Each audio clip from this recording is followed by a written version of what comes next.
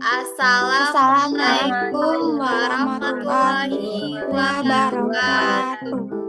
Kami dari kelompok 2 akan memaparkan materi tentang katabolisme glukosa. Sebelum lanjut ke materi, perkenalkan nama saya Tian Kasela.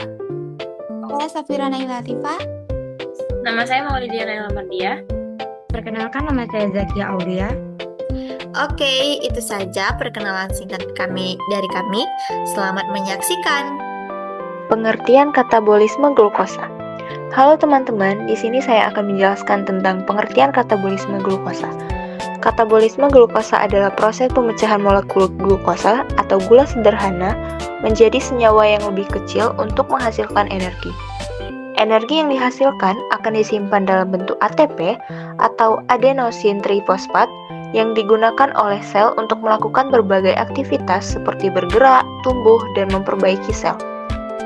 Proses ini merupakan bagian dari metabolisme sel yang bersifat katabolik, yaitu reaksi yang memecah molekul kompleks menjadi molekul yang lebih sederhana sambil menghasilkan energi. Tujuan pembelajaran selanjutnya saya akan menyampaikan tujuan pembelajaran dari materi katabolisme glukosa. Adapun tujuan pembelajaran dari materi ini adalah memahami pengertian katabolisme glukosa, menjelaskan tahapan-tahapan dalam proses katabolisme glukosa, mengetahui tempat terjadinya setiap tahapan dalam sel, memahami jumlah energi ATP yang dihasilkan dari proses tersebut, menjelaskan pentingnya katabolisme glukosa bagi kehidupan sel.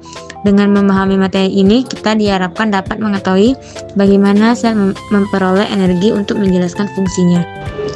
Isi materi tahap 1 dan 2. Saya akan menjelaskan isi materi yaitu tahapan katabolisme glukosa.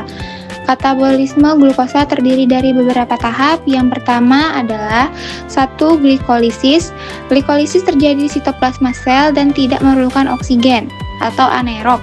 Pada tahap ini, satu molekul glukosa dipecah menjadi 2 molekul asam pirufat. Hasil dari glikolisis adalah 2 ATP atau energi bersih, 2 NADH atau pembawa elektron. Yang kedua, dekarboksilasi oksidatif atau reaksi transisi. Pada tahap ini, asam pirufat diubah menjadi asetil CoA di dalam mitokondria. Proses ini menghasilkan NADH, CO2 sebagai hasil samping. Tahap ini menjadi penghubung antara glikolisis dan siklus berikutnya. Terus tahapan berikutnya itu ada siklus asam sitrat atau siklus Krebs. Tahap ini terjadi di matriks mitokondria. Setil CoA akan diolah melalui serangkaian reaksi yang menghasilkan 2 ATP, 6 NADH, 2 FADH, CO2. Dan yang terakhir itu ada transport elektron. Tahap terakhir ini terjadi di membran dalam mitokondria dan memerlukan oksigen atau aerob. NADH dan FADH akan digunakan untuk menghasilkan energi dalam jumlah besar, yaitu sekitar 32-34 ATP.